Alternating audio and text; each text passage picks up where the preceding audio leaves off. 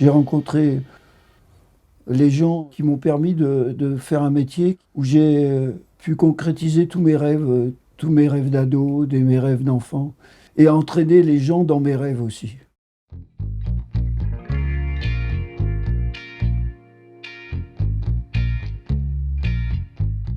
En fait, à 1 an, j'ai perdu mes parents dans un accident de voiture. On était tous les trois dans une voiture et sur la route, on a eu un accident et ils sont morts tous les deux.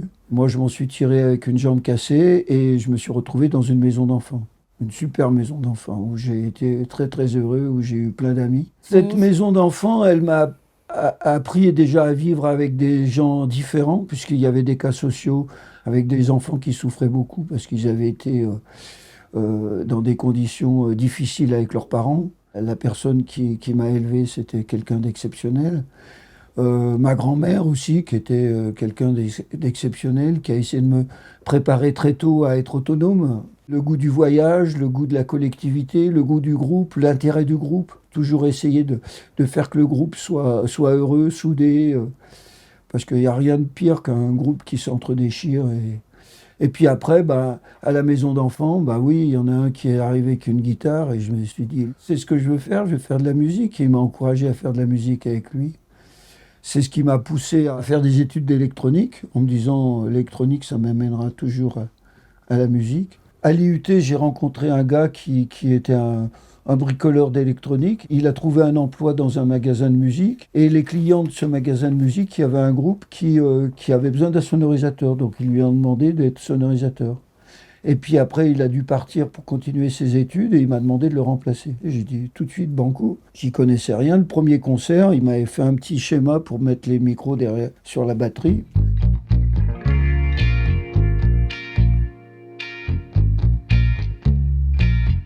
Le métier de sonorisateur, c'est un beau métier.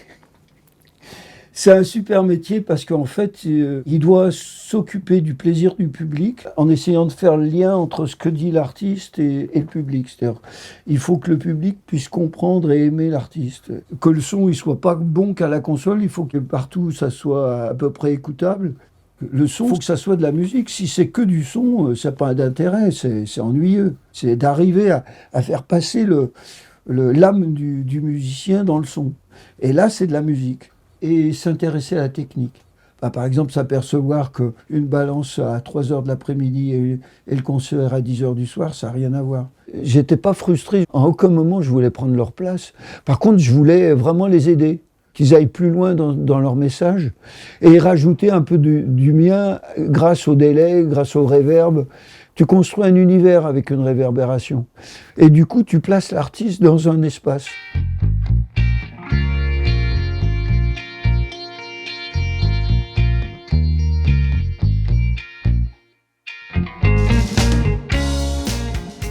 J'ai commencé donc avec ce groupe qui a accompagné assez vite Gilles Dreux. On a commencé à Dunkerque, on a fini à Biarritz. Après, on a continué à faire des dates avec lui. Puis en plus, le groupe, il faisait du bal. Donc quand on accompagne un groupe de bal, on apprend beaucoup parce que il faut retrouver le son du disque. Et puis après, j'ai tourné avec Jairo, Linda De Souza et Michel Leb. C'était un coplateau. Et puis il y a eu Ringo Wellicat aussi, avec des très bons musiciens, et là j'ai appris beaucoup aussi avec eux. Quand on est en tournée, c'est ça. C'est-à-dire qu'on passe d'un théâtre à une asso d'un art, ou une asso autrement de chansons, ou à un autre théâtre, un petit, grand. Et chaque fois, c'est des gens différents avec qui il faut s'adapter. Et, bon, il y a des gens avec qui j'étais très complice. Bon, les groupes de rock comme OTH, ou bien sûr Léo, ou Dick Hanegarn. Escudero, j'étais moins complice avec lui, mais j'aimais beaucoup ce qu'il faisait. Il y a OTH, j'étais très très proche.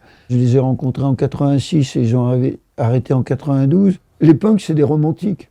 L'anarchisme, c'est du romantisme pour moi. C'est pour ça que passer de Léo à eux, je ne me sentais pas perdu. Ils avaient même un morceau qui s'appelait L'âge d'or, comme Léo.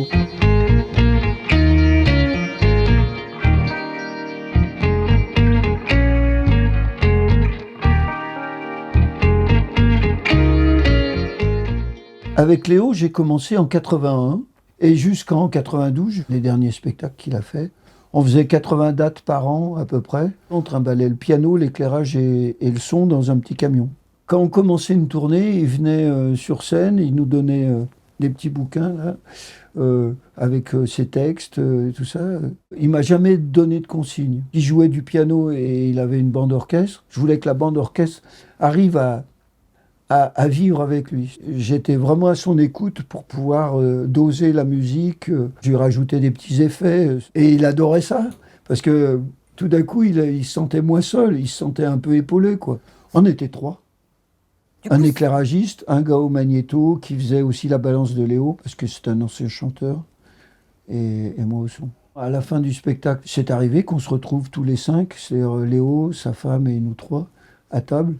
Et là, c'est vrai que c'était assez convivial, assez familial.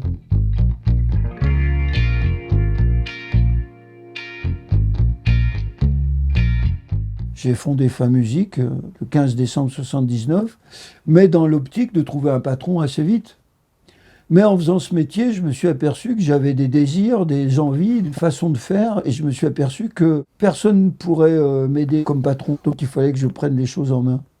Quand tu as une affaire et qu'un client il te demande une autre affaire, si c'est à 2 jours d'intervalle, tu essayes de traverser la France dans la nuit. Mais quand c'est le même jour, c'est compliqué de te couper en deux, donc il faut trouver quelqu'un qui t'aide. Quand tu fais travailler quelqu'un et que le gars il te fait confiance et que tu lui fais confiance, tu as envie qu'il gagne sa vie avec. Donc il faut trouver plus d'affaires, il faut trouver plus de matériel, donc c'est la boule de neige quoi. Pendant 10 ans, j'avais pas de salarié permanent. Même au début, je les payais comme ça, et puis j'ai un copain qui m'a dit mais tu sais, t'as pas le droit, faut leur faire des bulletins de paye. Je dis ah bon? En 90, il n'y a pas de téléphone portable, tu vois, donc les gens qui voulaient me joindre, ils me laissaient des messages. J'ai décidé de prendre une secrétaire commerciale, quoi, qui puisse répondre aux devis. Puis on a changé de local. On avait 70 mètres carrés, on a pris 300 mètres carrés. Et puis après, j'ai continué à embaucher. Et je disais même à mes collègues du Sympa, je disais, chaque fois que j'embauche, j'ai 10% de chiffre d'affaires en plus. Alors eux, ils me disaient, mais moi, t'es fou, moi je préfère acheter du matos que d'embaucher. Mais moi, je leur dis, mais... moi, j'ai pas envie de me tuer à la tâche, à être tout le temps. J'ai envie de dormir la nuit. C'est-à-dire que quand on a des salariés, le travail est partagé. Quand on achète du matos, le matos, il ne te partage pas le travail, il te donne juste un peu plus de travail.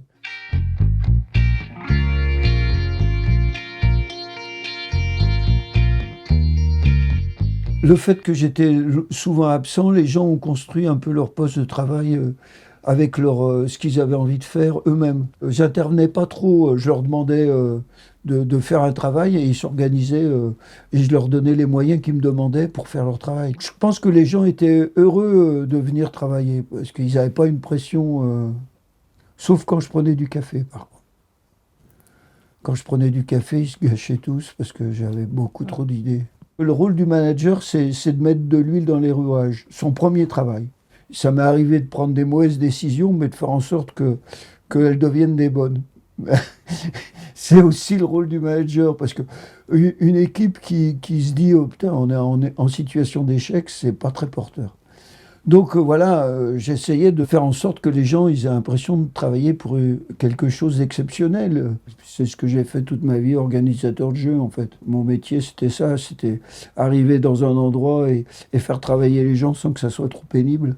On a des clients qu'on a gardés 30-40 ans, je veux dire, parce qu'on avait confiance en eux et eux ils avaient confiance en nous. 90, on change de local, on passe en SARL. 2000, on changeait à nouveau de local, c'est-à-dire qu'on quitte les 300 mètres carrés pour arriver à 1000 mètres carrés, et puis après 3000 mètres carrés ici. Pourquoi on vend? Parce que les clients en demandent toujours plus, et on investissait déjà énormément et il fallait investir encore. Je pensais que j'étais à la limite de mes compétences aussi. Par exemple, par rapport aux gros clients, je trouvais que que j'étais pas à la hauteur. C'est une aventure qui s'est bien terminée. Malgré tout, puisque c'est toujours là et maintenant ils sont 40, que ça grossit et que les gens qui m'ont fait confiance, ils gagnent leur vie, quoi.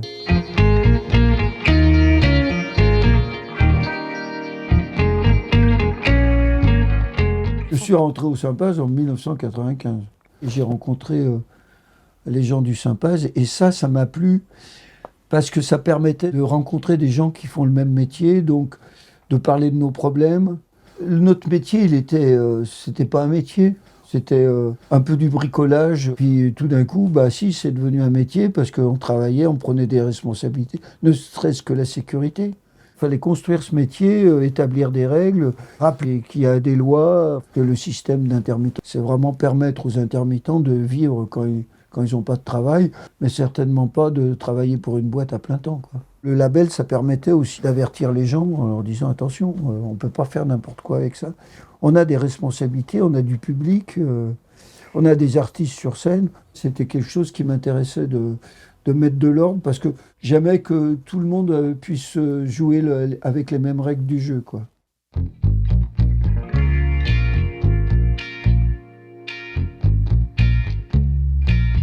Il y a encore des clients qui cherchent des petites entreprises avec qui ils peuvent collaborer, où il y a des échanges.